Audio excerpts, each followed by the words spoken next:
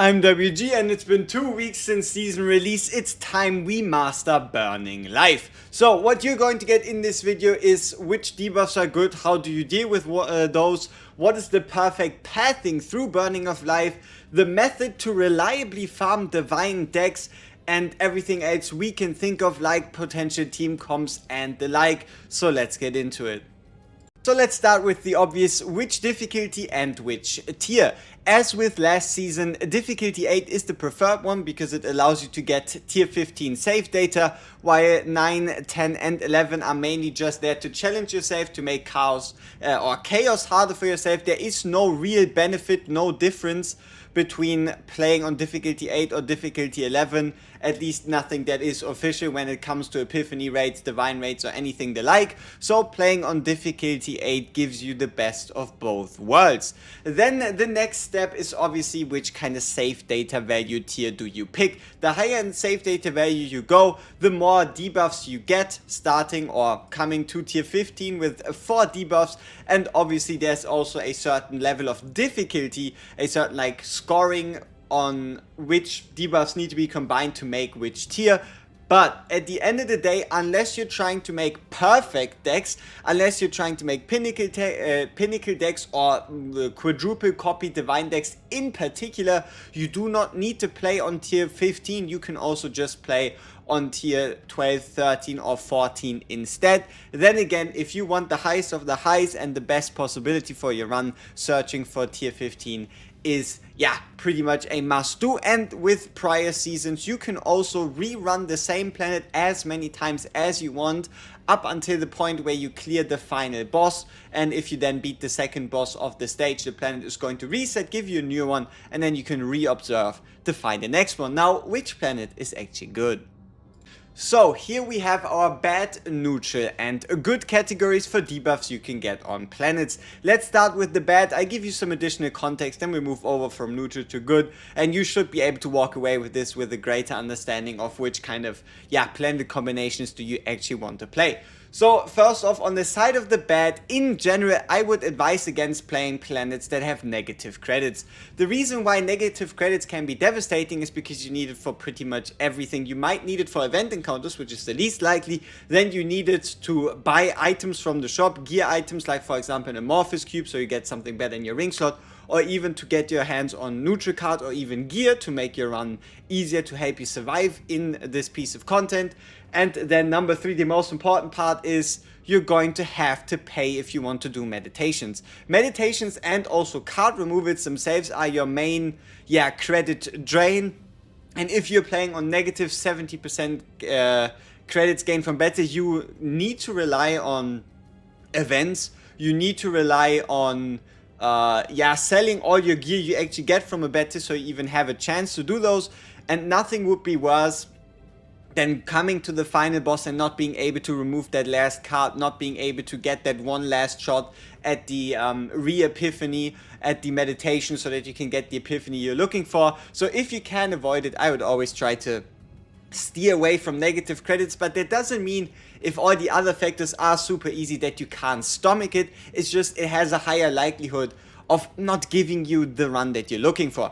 Now, Tyrant 4 itself, it depends on your account. How well have you built out your characters? How solid is your team? But in general, you want to steer clear of Tyrant 4 if possible, and especially if it's combined with a decrease in max HP or even a gangrene, right? Like any combination of Tyrant plus anything max HP damage, max HP reduction, basically a death sentence. Tyrant 4 itself can be manageable, just it requires you to not have anything else negatively affecting your combat, if that makes sense. But if you can, stay clear of Tyrant versions, because what isn't the problem, it's not that the monsters have more health, it's the problem that they hit 40% harder, meaning especially at half health, you're basically one shot in certain scenarios, and there's really nothing you can do about it.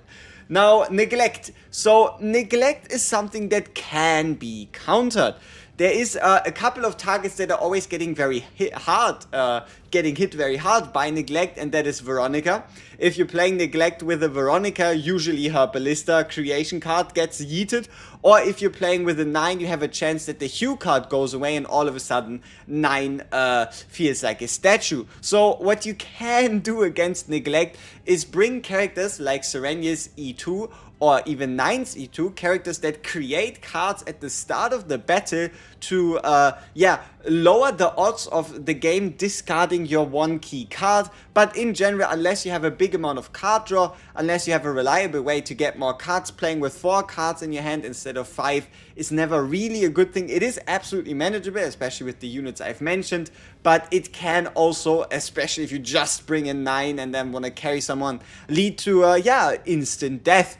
And then lastly, we have Gangrene plus negative max HP. Never something I would recommend, because not only are you taking damage each turn, you are also hell of squishy, right? So Gangrene plus Tyrant, Tyrant plus negative max HP, negative max HP plus Gangrene, it's not really worth it. Now, the neutral category, on the other hand, the important part here is we still don't quite know how impactful it is. It is, for example, the add elite areas, right? It is something you can deal with. You can just not go to elites, or you can make sure that you don't have a tyrant when you have the elite area active. But the problem here is we do not know how exactly it works that you add elite areas. What do the elite areas replace? Do they replace campfires?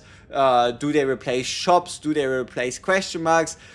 How is the split there? So the idea here is kind of, you're better off not having elites in your area, unless you're obviously searching for monster cards. You're better off not having elites in your area to ensure you being able to get the most amount of question marks and campfires with shops as well, like high value areas, especially towards the later part, the interior, where you're really looking for that last copy event. And then the good buffs themselves, so where each time a monster dies, other monsters gain 2 fury. There you either need to make sure that you kill multiple enemies in one turn by all weakening them and then fully killing them, or you just have to make sure you kill them fast enough to the point where the fury doesn't become a problem.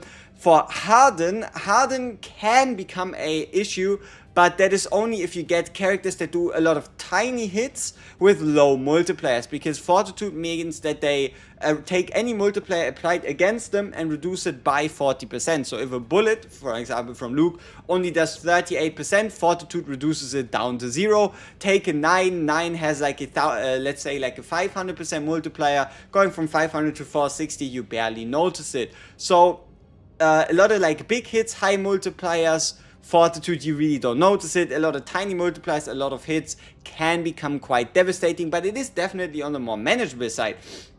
Anxiety 1, basically at this point you'll never find a tier 15 that doesn't have cannot rest, nor would you ever really be able to fully take advantage of it. It is very important that you just bring a healer so you can heal and you are not reliant on the cannot rest stress reduction or the cannot rest heal. And then obviously Gangrene, right? Like Gangrene is absolutely manageable if you do not combine it with Tyrant, with Plague. Here, you can see Revenge we have twice. And then obviously Plague itself also can be manageable. Like just having negative 50% HP, so long as the enemies don't hit harder, so long as you don't lose HP every turn, maybe so long as you don't discard a card, you can absolutely get around with having less max HP. You just have to be a bit more careful in certain instances, and so long as you have a good healer like a Mika, like a Naja, or basically any other healer in the game, now that they've improved healing as a whole, you should be able to manage Plague 1. So before we further go into the chaos, let's talk general survival tips. There's two main things I want to talk about, and that is first off this item right here. Pick it up. Take it every single run and you aren't going to regret it. Just getting this item either from a shop at like whatever it costs you, usually like 70 coins, or even just getting it dropped. Do not sell this item, make use of it. At the start of the turn, if your health is 30% or lower, add 1 evade. Evade allows you to, as you see right here, dodge 1 hit. 1 hit to your health. Doesn't help against multi-hitters, but even for multi-hitters, it stops that first hit from dealing damage to you. And this can happen up to twice, not per chaos, but per battle, making this a major major help in just, yeah, surviving, especially on the low HP dungeons, especially maybe even against Tyrant dungeons. So do not underestimate Vine Camouflage. And then the next concept is make use of neutral cards. Now that deck building as a whole has been changed, now that obviously let's quickly get us all on the same page here, right?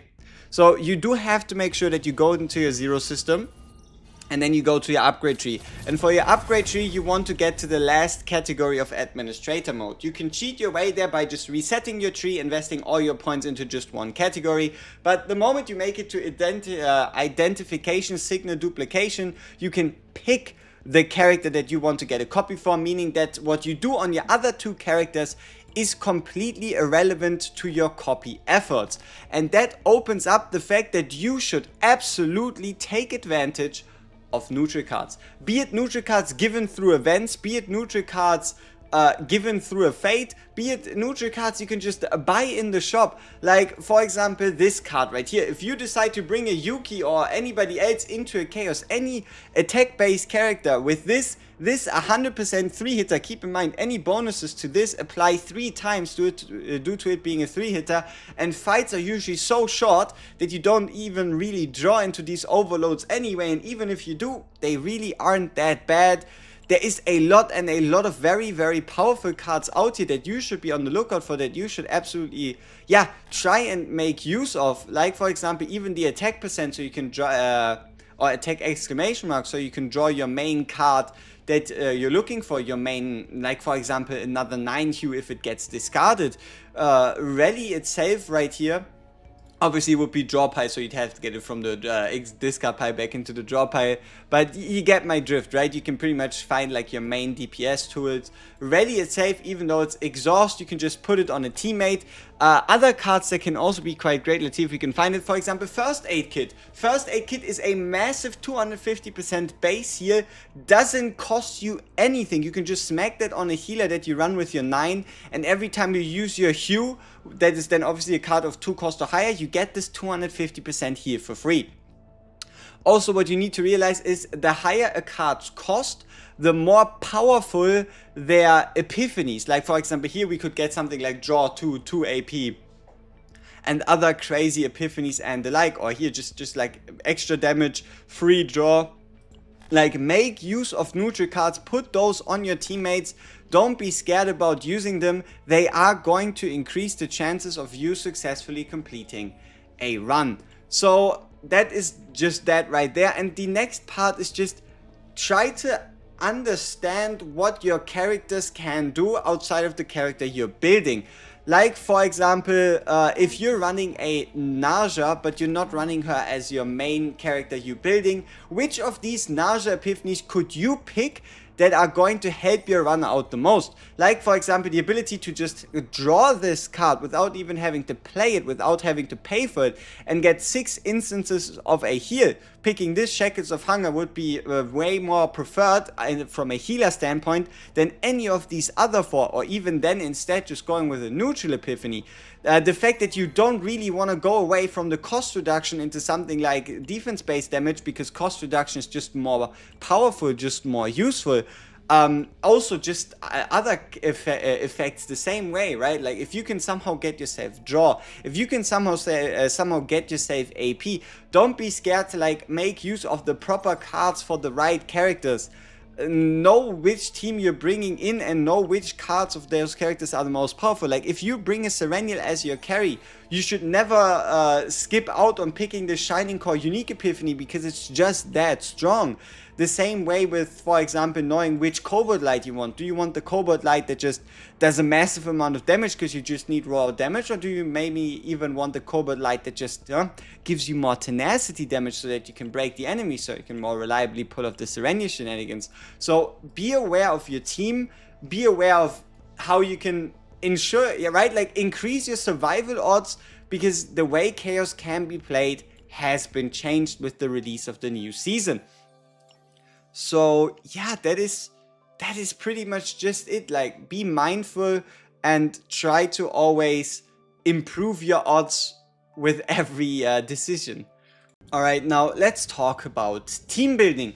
Team building is as straightforward as it gets. Let's start off with the healer section. You always want to bring one controller. It doesn't really matter who you bring.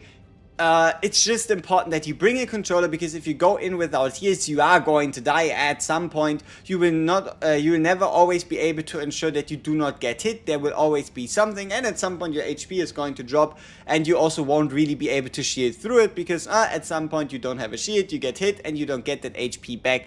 Make sure that you always bring a controller. That should be pretty obvious. Personal favorites of mine, right, are definitely Ray. Mika as like always a solid baseline. Naja, it's just for some units you need to be a bit more mindful of what you do with them. Like for example, if you have a very low hit count, very low action count DPS like 9, combining that with just a Naja for heals usually doesn't pan out that well. So you have to be like mindful of how do you best make use of these characters. Or for example, if healing from a character requires you to spend a lot of AP, a lot of cards on that unit, then you shouldn't combine those with another character that like hogs a bunch of cards. But in general, just bringing any of these controllers is a must to do for Chaos and should absolutely help you out. Again, favorites of mine are Naja, Ray, and then Mika. Those are probably the 3 most popular ones. And then Orlea, she takes some getting used to, but once you do, she can also absolutely pop off. So that's it, at least for the healer department. And then, yeah, the way I've mainly been approaching Chaos for now is I get myself one dedicated main DPS, which especially for this planet itself preferably is somebody like a 9, but you can also use other characters like a Shizuru, like a Rin, like a Serenia, like a Renoa, a Charon, anything that's like able to like convert your AP into like a whole bunch of damage, right? Able to convert your AP into a whole bunch of damage, anything straight to the face. So yeah, let's just go through the list, right? Like candidates are Mei Lin, Haru, you have yourself a Renoa, you have a Charon, you have a Shizuru, you have a Serenia, even a Selena can become a main DPS. You have a Rin, then you have yourself a Luke. And then we have, yeah, the kind of like the second category, and that's where I pick between like 2 different things. You could either slot in like another support, like a helper, like for example a Shizuru, Ray, Naja comp, or you find yourself a sub/secondary DPS, especially for the cases where your main DPS gets inconvenienced, or like for example I play a run with a 9 and 9, Sue gets discarded, what do I do now? Where there my personal favorite is Serenia. I just run a Serenia as my sub DPS, or I guess you could even call it the double main DPS comp, where it's just 9 plus Serenia plus whoever else when I'm building a controller. And that is due to me being able to deal with a whole bunch of situations in a whole lot of different ways. And this Serenia then can also, for example, trigger the heals required from a Naja. But other candidates you could slot in there are, for example, Beryl with a bunch of card draw. You could slot in even somebody like a Luke. Luke obviously also valid as a main DPS. You can even look to increase your survivability by using a bunch of tanks like Khalib or Maribel or Magna. But it's kind of this combo of like a healer, a main DPS, and then like a sub DPS / second healer / vanguard, right? Like a tank. Yeah, that's mainly the way you approach team building. It really depends on, yeah, it goes a little deeper, right? It's not just I can be like, okay, you take these 3 characters and you do it for every team. But at the core of things, that's how you should approach team building, right? And at least be aware of what a character does and what a character can do to help that character out. Like for example how Shizuru also benefits from being in a team with someone who does a lot of hits, so that you can trigger Shizuru's personal mechanics, same with kind of like a Naja. So these 2 together, pretty darn good. Yeah, I think that's about it. I hope I made my point at least somewhat clear. And I wasn't talking too much in circles. Alright, so let's talk about the Divine Representative encounter in the beginning. what should you pick, what shouldn't you pick, what can you usually go for. So overall, the more prominent one is definitely this leftmost one, which allows you to, for 3 normal bet hits, basically one-shot every single, red tile for 3 consecutive tiles. And that can absolutely help you in speeding up your runs, and especially if you're the kind of person to really, get the most out of your decks. You take this buff, you make yourself your way to the first boss, and then you decide yes, no, maybe, and then you do that thing over again. Can absolutely, cut down on times. The general options you should go for are always going to be card removals, right? The more card removals you have of your character early, the less you need to pay for it with coins during shop encounters, the less you need to rely on it and getting it as an event to help you remove some more cards. And then also there's other options that need to be considered, like for example the ability to gain neutral cards, legendary neutral cards, before you even go into your run, which can help you shape or build that specific deck that you really want to build. But in general, anything card removal I take. Even max HP boosts can be quite useful sometimes if my HP is pretty low, I just need a bit more survivability. Or even if you find an interesting card right here, that can be good. Like, these buffs aren't nearly as important anymore as last season. By no means do you always have to refresh until you get a 2 removal. What can be even more important sometimes is what kind of fate you get, right? So for the fates, there's obviously 2 different options. You either A, finished your last run after waypoint, or B, you didn't, right? If you finished your run after waypoint, then let's see right here, you get 3 different fates. Right, nothing of those fates you can change, but the most popular ones are going to be Reminiscence, Guaranteed Monster card, anything that increases your damage in a way that you can reliably use. I do not really recommend Leadership, because Leadership could just take the cards of your main DPS, turn them into neutral cards, interfere with copy events, the like. Leadership, not as much anymore. But what's really important is then there's this other part. If you quit out before waypoint, especially if you rerun the planet quite a lot, you're going to get in a situation where you don't get any fate, you only get a 10% max HP bonus, and you get a neutral card. The thing is, this might be a lot better than you first think, and that is because not only are you getting more survivability with more max HP, you're also getting a neutral card for free that you can put on one of your 2 characters that you aren't building, that can help you in clearing out the run. Or even if you're looking to build a it might sound dumb, but if you're looking for a specific common rarity neutral card, this is a reliable way of going in, seeing do you get this common rare neutral card in the beginning, taking it, or quitting out and doing it again. So that's at least that for like fates and starting perks. Alright, so let's talk about pathing.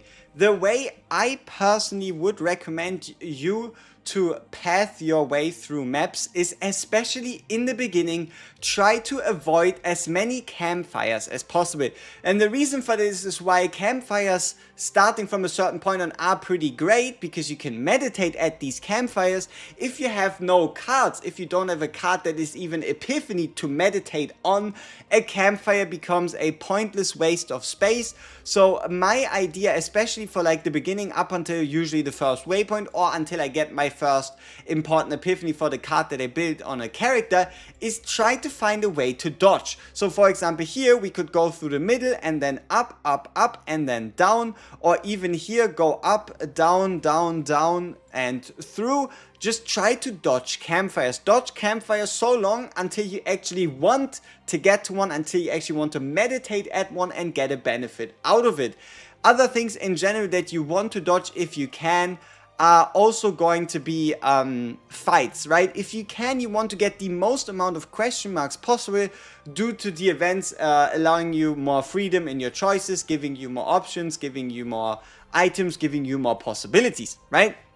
But the most important part is you want to make your way to the arena. Last season, if you took your way into Forbidden Tunnel, you go through Forbidden Tunnel and you get spit out at some random point like 2 tiles later, which can sometimes be quite awkward. This season, these are overpowered. What they do is you go in, you get 2 fights, So 2 opportunities to get epiphanies for your characters, which is always very important because you want to make sure you have all your cards, all your important cards, because if you don't have a card, the card cannot get an epiphany from an event, right? So, you get 2 fights for free here, and you get an instance of gear, and you get an arena perk on top that you either take or don't take, and you stay in the same place. You stay in the same place. If I go into this question mark right here, if I fight my way through, I also leave here and can just continue. So it's basically condensing a buff field, a question mark, with 2 fights into one without you having to like pay anything for it. So always make your way to a camp, to a question mark, to a swirly area, regardless of if you want or don't want to take arena perks in the first place, because it's 2 free fights, it's coin, it's gear, and it's pretty much a must do if you want the most out of your run. And then now, what's the difference, right? Why is there one here and why is there one there? There's absolutely no difference between the two. It's just to allow you for more pathing freedom, for more decision making, without having to miss out on just the question mark. So for example here, instead of having to go down, we could go up instead. So that is general pathing right here, and especially especially in the beginning, that is what you want to do. Try to dodge as many of the campfires, try to make your way to the arena. You can dodge the elites if possible. If not, fighting an elite or 2 is just what it is. And then getting to a shop, especially early, really isn't that important. Do make sure that, especially in this kind of part right here, from the waypoint to the first boss, try to catch as many question marks as possible, because that increases your chance of encountering the divine event, which we talk a bit more specifically in the event section, you could say. And then you make your way to the first boss. Now you've beaten the first boss, you make your way into the interior. Now what, right? Now what do you do for interior pathing? Depending on if your character still needs an epiphany or 2, depending on if you're still hunting for a divine or 2, taking a lot of question marks and a lot of shop areas can obviously help there, because you'll be able to meditate. But there is a key point, and it starts 2 tiles away from the waypoint. So the earliest you can encounter a copy event, which is the chase, you need a copy event in your run, otherwise your run is only gonna be subpar. Why would you settle for just 2 extra copies if you could get 3? So up to 2 tiles before the waypoint, which would be, for example, in this line right here, you need to start taking question marks seriously. And that is because that's the first point where the copy event can appear.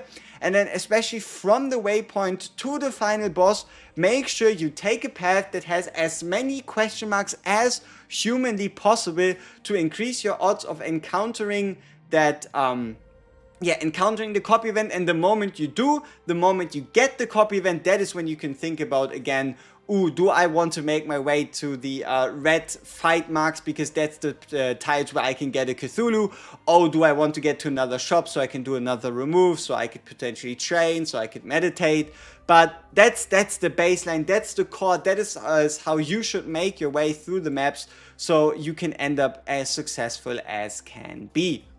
Alright, so let's talk about the divine strategy. How can you get your hands on decks like these, besides relying on pure, sheer, and sometimes even dumb luck? How can you increase your odds of getting the divines on the cards you want, getting the divines in the way you want? What do you do? So let's talk about the core component, the key part of the divine strategy, and this is this singular event right here, Mind of the World Tree. The Mind of the World Tree is an event that you'll be able to encounter in the exterior, so before the first boss, and it has 2 options. It can either give you a divine epiphany to a random card, or it can allow you to take on a curse and trigger a divine epiphany to a selected card. This is by far the most reliable, the best way you can get your hands on a divine card, on a divine run. Now, how do you actually maximize this? So for these divine runs, not only are you not allowed to take any arena perks, but you also aren't allowed to take any neutral cards or the like in the first place, so long as you want to cut all basics. If you don't cut all basics, you can then, like for example, keep one basic in, you have 20 points of leeway, so 2 arena perks or a neutral card or whatever you decide on. But in general, if you want to hit the 180, you take 4 divine copies, you cut the 3 basics, and that's it. That's all the changes you can make. So let's go into a run and let's talk about how you can most efficiently farm, these divine runs. So it all starts with this singular perk here on the left side, and that is, you should usually always take for 3 normal battles change HP of monsters to 1. That is what you want to take, and that is because it's going to speed up, it's going to increase the amount of runs you can do, and with the amount of runs being increased, it also increases your likelihood of encountering what you want. So divine strategy wise right here, let's just get these out of the way. Here we have now the buff that reduces the HP of 3 of these enemies. It's the same pathing as I've already described earlier, but here we're going to try to make our way through this by taking as many fights, as many question marks as possible, so we can get the epiphanies, because depending on what kind of card you want to divine, you might not have it early. So taking events that allow you to, for example, get an epiphany on 9, if I wanted to, let's say, get an epiphany on a card for her that I don't have, you obviously need to get the card for that in the first place. So that's why you use fights, that's why you use question marks. You can also get yourself those rewards, and if possible you want to find a way to dodge the campfires, or dodge them for as long as possible, so you can then take advantage of the meditate, because even if your card doesn't hit the first time, you can meditate on it and still turn it into a divine. Then right here, we still make our way over to the waypoint. We still try to aim for the arena, but especially in this part right here, these last few tiles, you want to take as many question marks as possible, because this is where the Mind of the World Tree event spawns. It's usually either in this very last tile here, or somewhere in these two, but you are most likely to find it right here. So that is as far as you should push a run. And then also you can absolutely still take the meditation, even if it goes wrong, even if it doesn't epiphany the card you want because it wasn't a select event. You can still meditate one more time, and then you can make your way into the final boss and still see. If you do not have the divine you desire by the first boss, that's the point where I'd call it. That's the point where I would just run it back. And to make this running it back as fast as possible, try to make your way through it, and you see that every one of these red tiles you're going to pretty much blast through. And if you wanted to quit early because your card already epiphanied or epiphanied wrongly or the like, you can absolutely quit after the waypoint, which is what I'd recommend, because at that point you at least also get yourself a new fate, which could increase, for example, like reminiscence, could increase your chance of encountering rare events and the like. And that is pretty much the divine strategy in a nutshell. Alright, so for the finishing touches, let's go through all 41 encounters speedrun style, and I'll be giving you what I would be doing in that situation, and maybe a bit of more context why, or even a bit of interesting tidbits on how to deal with, for example, certain riddle stages and the like. So, Spirit Embracing Light is our first event right here. Honestly, either getting yourself the summoned lump of light increases damage amount of third attack card created. So if you're, for example, somebody like a Shizuru that creates a bunch of attack cards, or even somebody like a 9, you can use this, but you can also just attack, get yourself the rare equipment, and then sell the rare equipment. Or right here, you can use the credits by 40 and get yourself a random epiphany, which can help build out your card pool, help give you the cards you want in preparation for the divine event, or even just to get an epiphany on it and get it out of the way. Now, for this Spirit Embracing Light, picking the credits is always a no-brainer. Just go in, get the credits live good, or if you're specifically hunting and you're pressed for time, getting the epiphany early can be quite useful, but definitely credits first and then epiphany after. Lumen's Call right here is one of the first events where we get ourselves access to a specific item, and that is the Shining Lyre. The reason why we're talking about this item, let's actually skip ahead a bit. So the reason why we're skipping ahead is because of the Oblivion Footsteps questline. The Oblivion Footsteps questline gives you access to this unique equipment right here called the Liberated Essence. At the start of the turn, decrease cost of one random exhaust card in hand by 1 for 1 turn. And the only way you can get yourself that one is through this right here, where you need either the lyre, the bell, or the sword. Only if you have the lyre, the bell, or the sword can you then trade in the lyre for the essence, the bell for the essence, or the sword for the essence. So that's why in the exterior you need to pick up one of those 3 items, so you can then, once you get it to or get to the Oblivion Footsteps event, there take that choice. So that's why if you're looking for that item, you need to make sure you get it early. So that's why I mentioned that specifically for Luminous Call, and you see there's 3 different events. Luminous Call with then all 3 of those items, with the lyre, with the bell, and with the sword. Now, if you're not looking for the quest line, then by far the smartest thing to do is to just remove a card. Remove the card, saves you the coin, saves you the hassle of having to go through a removal event, and also it becomes more valuable because the more removes you do, the more expensive these removes become, so it saves you more coins by giving you an additional remove. Now, Darkstar Lumen's Trap, nothing ever really changes, right? Like, you see right here that, if you initiate the battle, you gain a random or legendary card. If you attack him, it still triggers this event. Just don't pay him, right? Just attack him straight up. Attack him straight up, and then you're going to get basically the same result without losing any coins. Darkstar Lumen's Trap right here, again, pretty much the same thing. Unless you want to transform something into Crimson Lumen, which I don't recommend, just attack the guy and you can get yourself the Epiphany. You don't even have to do a dice roll for it. So Darkstar Lumen's Traps, just attack the guys and you'll be just fine. Alright, now Echo of Fear event. Echo of Fear, well, this is the way it looks. Usually just pick anything credits. If you can afford it, decrease your health because it's not permanent health, it's just a bit of damage and you can get 120 credits, or just attack him straight up and you get yourself 80 credits. Honestly, good enough. Memory Thief right here as well. I'd always try to take the dice roll so you can get yourself the extra credits because you're going to need them throughout the run. Lumen cards, I don't think any of these are as valuable. The only real Lumen cards I'm looking for is pretty much the Ebony Lumen, the golden, the legendary one, which you can't get from this event here anyway. Memory Thief here, straight up, you can, let's have a look. Yeah. If possible, I'd always just attack these guys, right?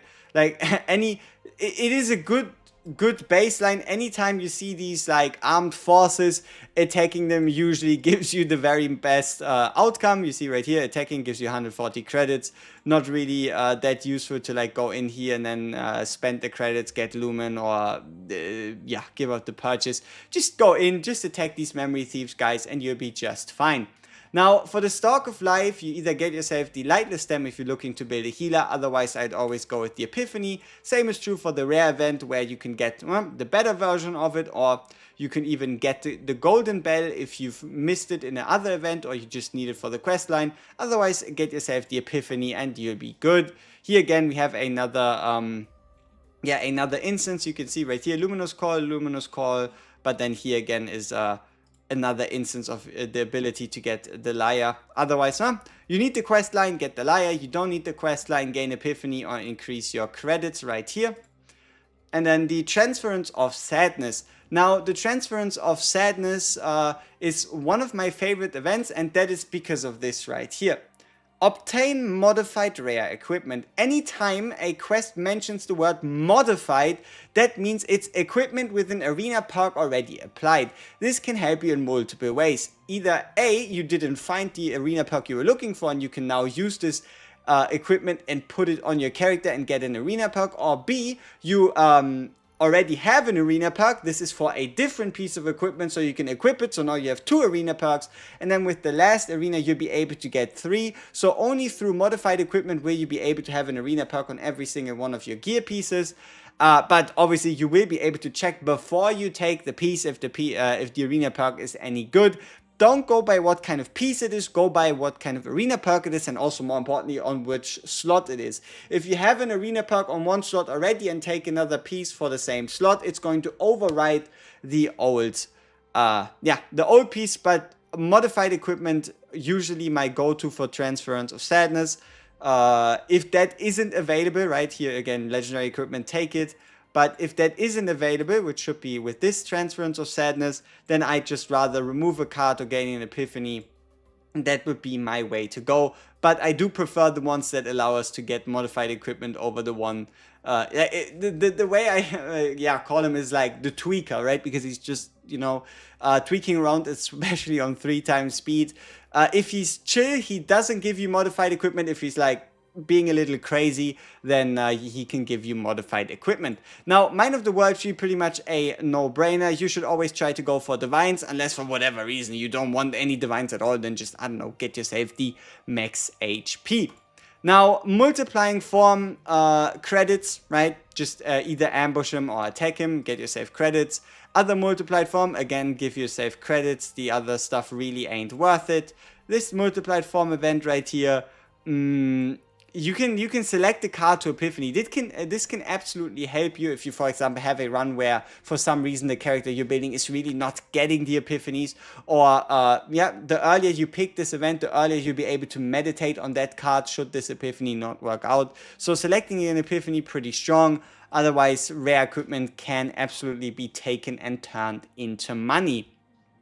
Now, this multiplying form event right here, it looks like it has a whole bunch of options, but the way you can spot which of these is the real one is by you going into the event, and then 2 of them will flicker, 1 will not. The one that doesn't flicker is the real one. That's who you should select, and that's how you get yourself the best reward. So if there's these 3 enemies and nobody knows who the real one is, there will be a point in time where the screen flickers, 2 of them flicker, 1 doesn't. The one that doesn't is the one you should pick.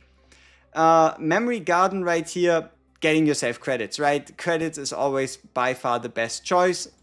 Selecting here, select and obtain a neutral card is fine. Just don't do any of these. Convert selected common card into a random public card. The problem is, yes, it counts as a removal and you're getting a new neutral card in, but it's any neutral card. It could be a card that completely ruins your deck. It could be a card that's only like meh.